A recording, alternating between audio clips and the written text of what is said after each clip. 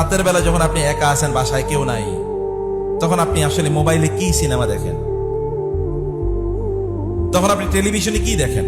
আমি অনেক লোকেরই দেখি রাত যত গভীর হয় তত সে হারাম সিনেমা দেখতে থাকে, হারাম দৃশ্য দেখতে থাকে এবং হারাম কাজ করতে থাকে। আমি অনেক লোকেরই দেখেছি তারা এই কাজগুলো করে। ইয়াং জেনারেশনের মধ্যে তো এখন এই কাজ অনেক ব্যাপক পরিমাণ, তারা এগুলোর মধ্যে অভ্যস্ত হয়ে পড়েছে। সোশ্যাল মিডিয়া জুড়ে আছে কি, ফেসবুক ইউটিউবে আছে কি, অধিকাংশ লোক এর মধ্যেই তারা নিমজ্জিত, এগুলো নিয়ে তারা ব্যস্ত থাকে। আল্লাহ তাআলা বলছেন যে ইস্তাগফুনা মিনান নাস, তারা মানুষের কাছ থেকে গোপন রাখতে চায়, ওয়ালা ইস্তাগফুনা মিনাল্লাহ, কিন্তু আল্লাহর কাছ থেকে তারা গোপন রাখতে চায় না। শুনুন ভালো করে, আমরা গুনাহ করি কিন্তু গোপনে করি, পাপ করি গোপনে করি, অন্যায় করি গোপনে করি। কার থেকে? কার চোখের আড়ালে? আল্লাহর চোখের আড়ালে নাকি মানুষের চোখের আড়ালে? হ্যাঁ, কার চোখের আড়ালে করি? মানুষের চোখের আড়ালে। কিন্তু আল্লাহকে দেখছেন না? দেখছেন কিনা আল্লাহ? আল্লাহ যদি দেখে থাকেন তাহলে আল্লাহর ভয় আমাদের মধ্যে থাকতে হবে না? কাল্লা বাল্লা ইয়াখাফুনাল আখিরা কাল্লা ইন্নাহু তাযকিরা ফামান শাআ যাকারা ওয়া মা ইয়াখশাউনা ইল্লা ইয়াশা আল্লাহ হুয়া আহলুত তাকওয়া ওয়া আহলুল মাগফিরা। আল্লাহকে ভয় পাইতে হয়, কিন্তু আমরা মানুষকে ভয় পাচ্ছি। আজকাল আমরা বিভিন্ন ধরনের গুনার মধ্যে লিপ্ত হয়ে আছি, কিন্তু সবচেয়ে ভয়াবহ যে গুনাহ এর মধ্যে আমরা লিপ্ত হয়ে আছি সেটি হচ্ছে গোপন গুনাহ। কি গুনাহ? গোপন গুনাহ।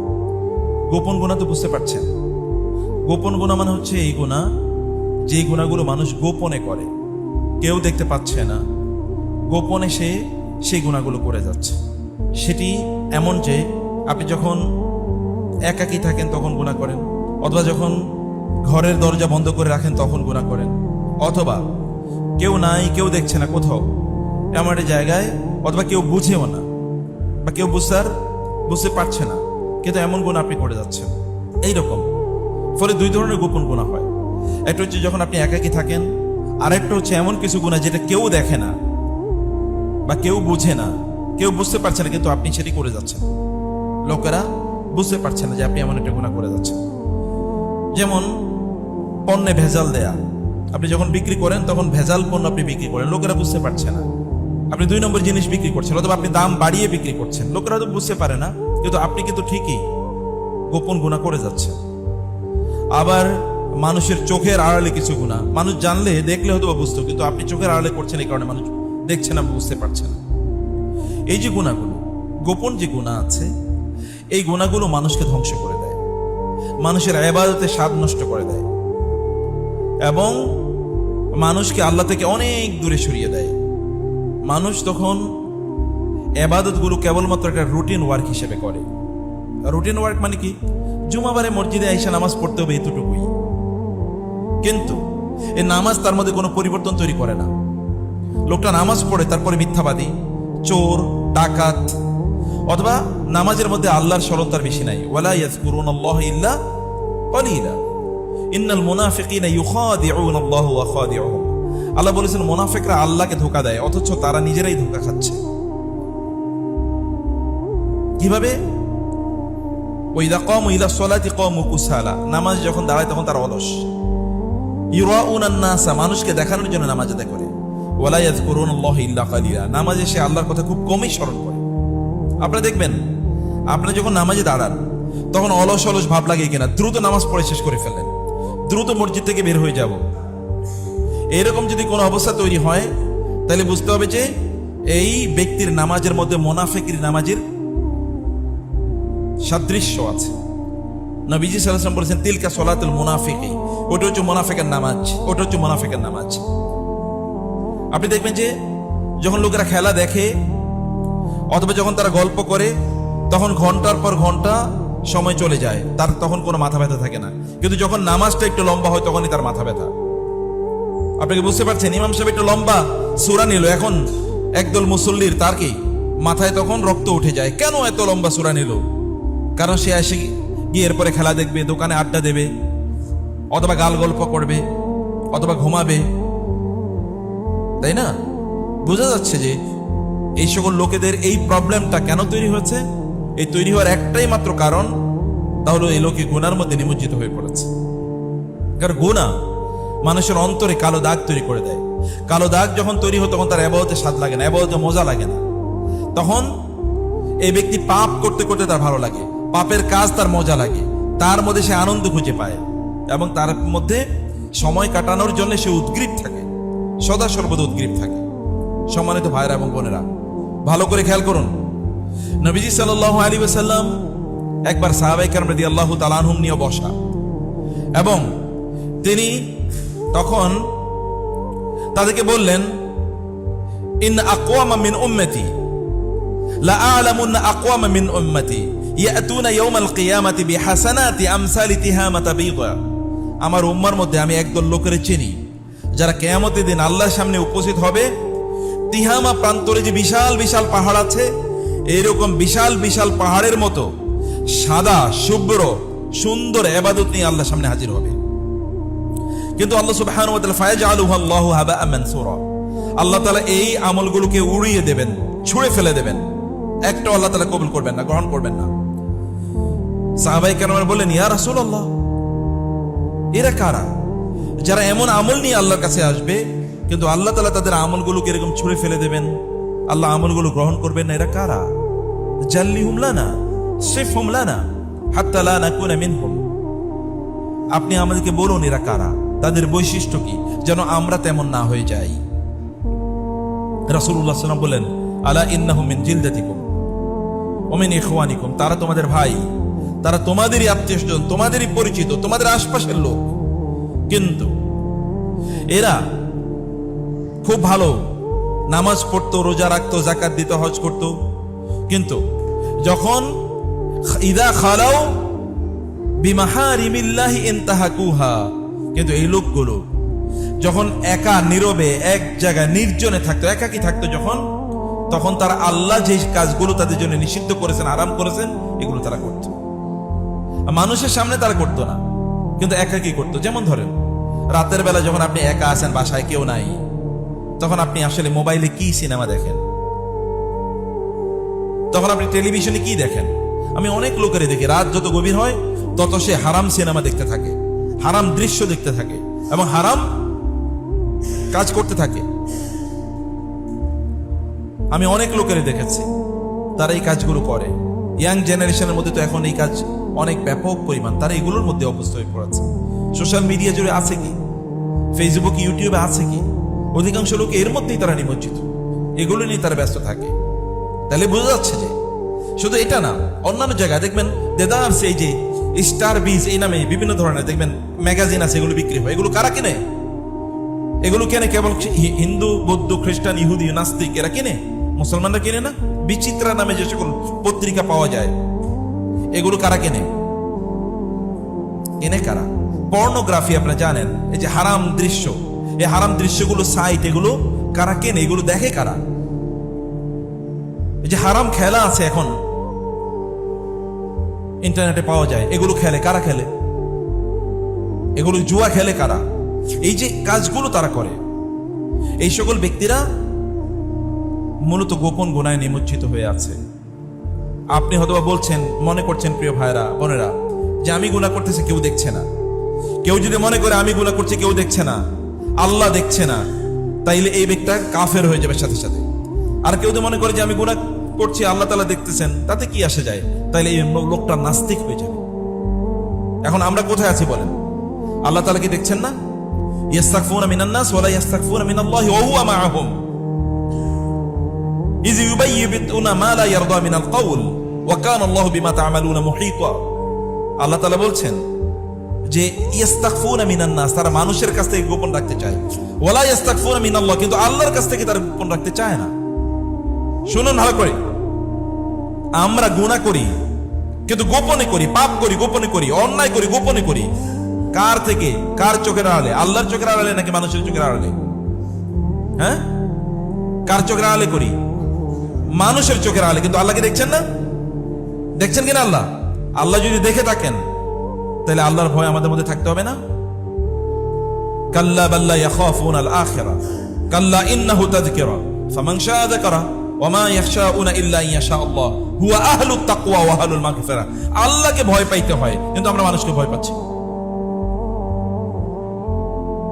ওমর রাদিয়াল্লাহু তাআলা যুগে সেই ঘটনা আপনাদের জানা আছে। ওমর শুনেন, অনেক ইবাদত করতেছেন, আপনারা হয়তো মনে করছেন যে আমরা তো ইবাদত করি, আমরা তো ভালো মুসলমান। অধিকাংশ মুসলমানই এরা নামে মুসলমান, কিন্তু এর মধ্যে সত্যি করতে ইসলাম নাই, ঈমান নাই। এগুলো সব সেকুলার টাইপের মুসলমান। এ নামাজও পড়ে, মদও খায়, এ নামাজও পড়ে, জুয়ো খেলে, এবং এ নামাজও পড়ে, এবং যারা ইসলাম বিদ্বেষী তাদের সাথে তাদের আতাত আছে, বন্ধুত্ব আছে, নরমাল। এগুলো কিছুই না তাদের জন্য। তারা মেসিরেও প্রচন্ড ভালোবাসে, আল্লাহরেও ভালোবাসে, আছে কিনা? না এরকম প্রচন্ড ভালোবাসে। মেসি ছাড়া, মেসি তার জীবনের প্রাণ, ওইখানে তার ছবি একেবারে কি ছবিওয়ালা জার্সি পরে তারপরে ঘুরে, ঘরে তার ছবি টানে রাখছে। এও আবার মুসলমান, সে আবার নিজকে মুসলমান। আপনি বলবেন যে খেলার সাথে ইসলামের এটাই না আনেন কি? ইসলাম কি কেবলমাত্র মসজিদেই নাকি? মসজিদের বাইরে ইসলাম নাই? কোন মুসলমান যদি মনে করে কেবল মসজিদে ইসলাম, তাহলে সে ইসলাম থেকে মুরতাদ হয়ে গেল। মসজিদের বাইরে ইসলাম নাই, ঘরে ইসলাম নাই, রাস্তায় ইসলাম নাই।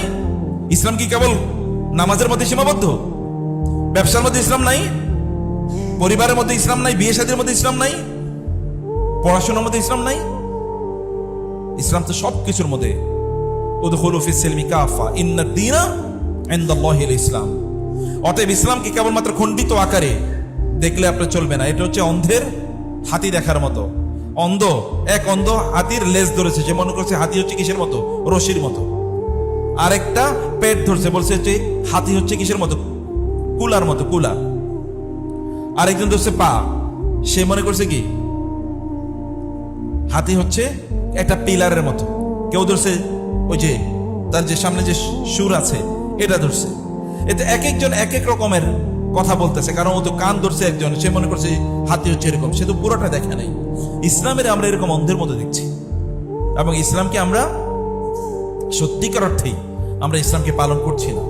এই জন্য প্রিয় ভাইরা বোনেরা, ওমর রাদিয়াল্লাহু তাআলা আনহুর যুগে ওমর রাদিয়াল্লাহু তাআলা রাতের অন্ধকারে তিনি ঘুরে ঘুরে বেড়াতেন, দেখতেন সাধারণ মানুষের অবস্থা কি, কারো কোনো প্রবলেম আছে কিনা সেটা তিনি সমাধান করার চেষ্টা করতেন।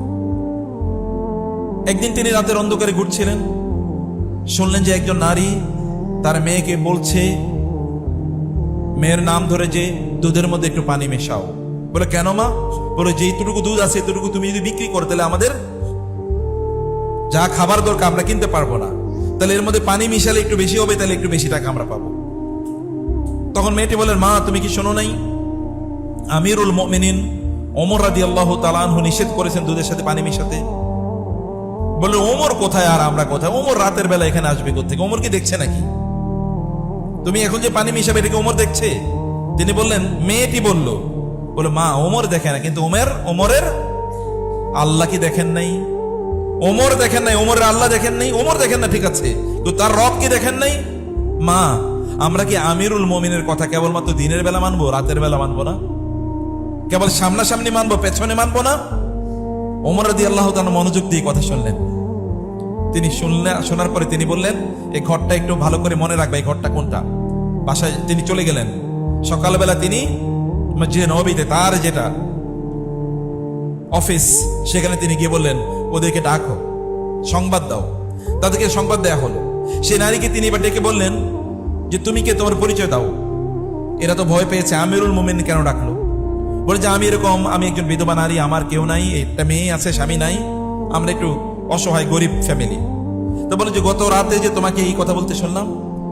তখন এই নারী বললেন যে সত্যি, এটা ঠিকই বলেছেন, আপনি ঠিকই শুনেছেন, কারণ আমরা গরিব মানুষ, আমাদের তো আসলে বাঁচার কোনো উপায় নেই, কারণ দুধের সাথে একটু পানি মেশাতে বলেছে।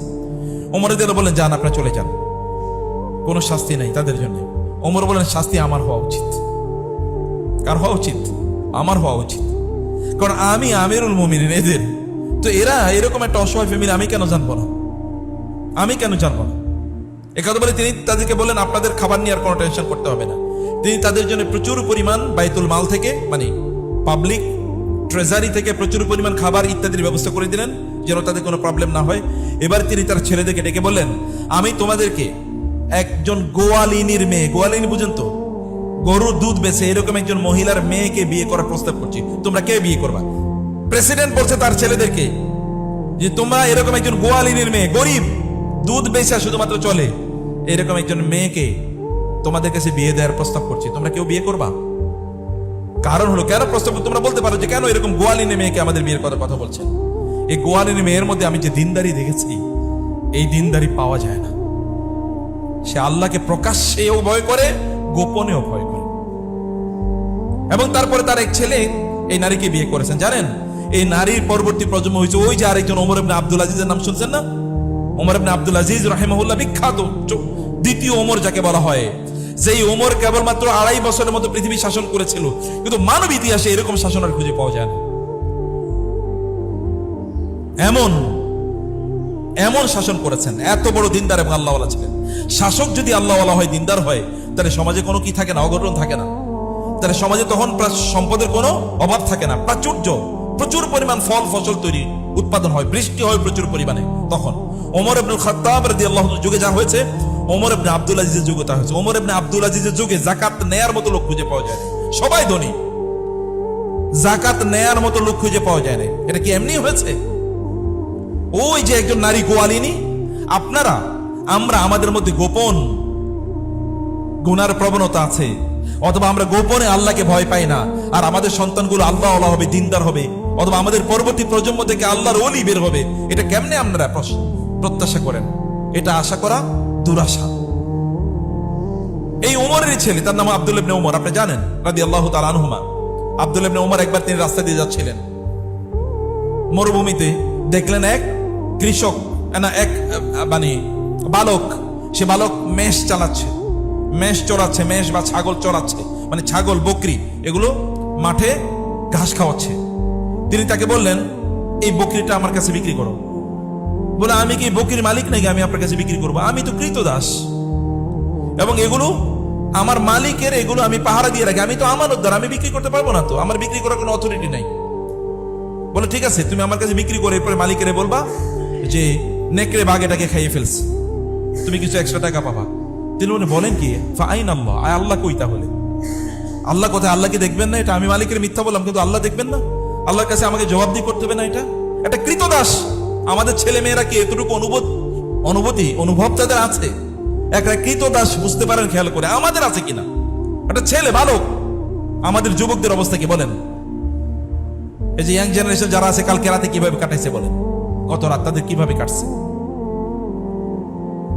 আজকে সকালটা কিভাবে কেটেছে বলেন? বলছে আমি যে আমার মনিবকে গিয়ে বললাম, আমি তো তার পক্ষ থেকে আমানতদার, আমি তাকে গিয়ে যদি বলি আমি তাকে মিথ্যা বললাম, কিন্তু আমার রবকে আমি কিভাবে উত্তর দেব? আব্দুল ইবনে ওমর এটা শুনেই তিনি কেঁদে দিলেন। তিনি এখান থেকে চলে গেলেন, গিয়ে বলেন ওর মালিককে একটু খবর নাও। খবর নেওয়া হলো, তিনি মালিকের কাছে গিয়ে বললেন যে আমি আপনার এই যে কৃতদাস, ওকে আমি কিনতে চাই। এবং তিনি চড়া দামে তাকে কিনে নিলেন। তাকে কিনে তিনি বিক্রি মুক্ত করে দিলেন, স্বাধীন করে দিলেন, যাও তুমি স্বাধীন।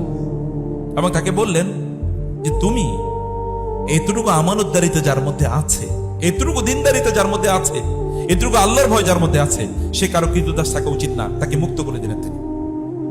একজন কৃতদাসের মধ্যে যদি এতটুকু অনুভূতি থাকে, রাসূলুল্লাহ সাল্লাল্লাহু আলাইহি ওয়াসাল্লাম মক্কা থেকে মদিনায় হিজরত করে যাচ্ছিলেন। এর মধ্যে মক্কা থেকে মদিনায় তিনি হিজরত করে যাচ্ছিলেন। এই অবস্থায় সেখানে আবু বকর রাদিয়াল্লাহু তাআলা সহ একটা জায়গা দিয়ে তিনি যাচ্ছিলেন। সেখানে আবার তাদের খাবারের পিপাসা লেগেছে, একটু দুধ দরকার। তখন ওই যে আরেকটা কৃতদাস এবং কালো নিগ্র ছোট চিকন একটা বালক, সে ওই বকরিগুলো সেখানে চারণ করছে। তিনি তাদেরকে, আবু বকর রাদিয়াল্লাহু তাকে গিয়ে বললেন যে আমাদেরকে একটু দুধ দেও না। বলে, আমার এখানে তো দুধ দেওয়ার মতো নাই, আমার এখানে কোনো বকরি দুধ দেওয়ার মতো নাই। বলে, ওই যে ওই বকরিটা। বলে, ওইটা তো দুধ দেয় না, ওটা তো দুধ নাই। বলে, তুমি যদি পারমিশন দাও তাহলে এখান থেকে আমরা দুধ দহন করি।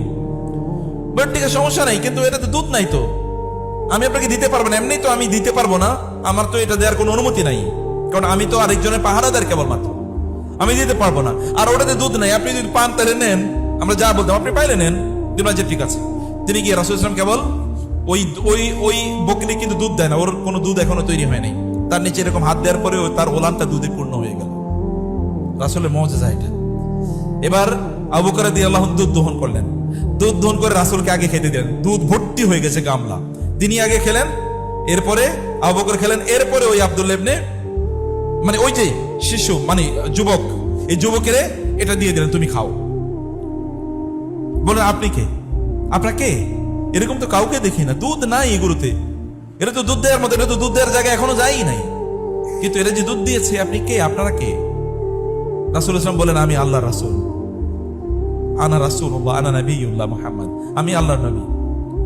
এই ছেলেটি তখনই সাথে সাথে বললেন, আমি বিশ্বাস করি আপনি আল্লাহর নবী এবং আপনি আমাকে আপনার অনুসারী বানিয়ে নেন, আমি মুসলমান হতে চাই। এবং সাথে সাথে সে মুসলমান হয়ে গেল। রাসূলুল্লাহ সাল্লাল্লাহু আলাইহি ওয়াসাল্লাম বললেন, তোমার মধ্যে যে আমানতদারিতা আমি দেখেছি, তোমাকে আল্লাহ তাআলা তার দ্বীনের জন্য কাজে লাগাবেন। তাকুর মুআল্লিমান আমিনা, তুমি ভবিষ্যতে এমন একজন মুআল্লিম হবা, এমন একজন শিক্ষক হবা যে শিক্ষকের উপর আস্থা রাখা যায়। এবং ইনি পরবর্তী কে হয়েছেন জানেন? ইনি আব্দুল্লাহ ইবনে মাসউদ রাদিয়াল্লাহু তাআলা, যার কাছ থেকে আমরা লক্ষ লক্ষ মাসালা হাদিস জেনেছি। উম্মার সবচেয়ে বড় আলেম, সবচেয়ে বড় সাহাবী এর মধ্যে একজন। আমানতদারিতা, এটা কেবলমাত্র, এটা হচ্ছে আল্লাহ সুবহানাহু ওয়া তাআলাকে গোপনে ভয় করা। এবং গোপন গোড়া থেকে কেউ দেখে নাই, তার মনিব তো এখানে নাই, মালিক তো এখানে নাই, সে তাকে দেখার কথা না, কিন্তু তখনও তিনি আল্লাহকে ভয় করেছেন। আল্লাহর কাছে জবাবদিহিতার বিষয় তার মাথায় এসেছে।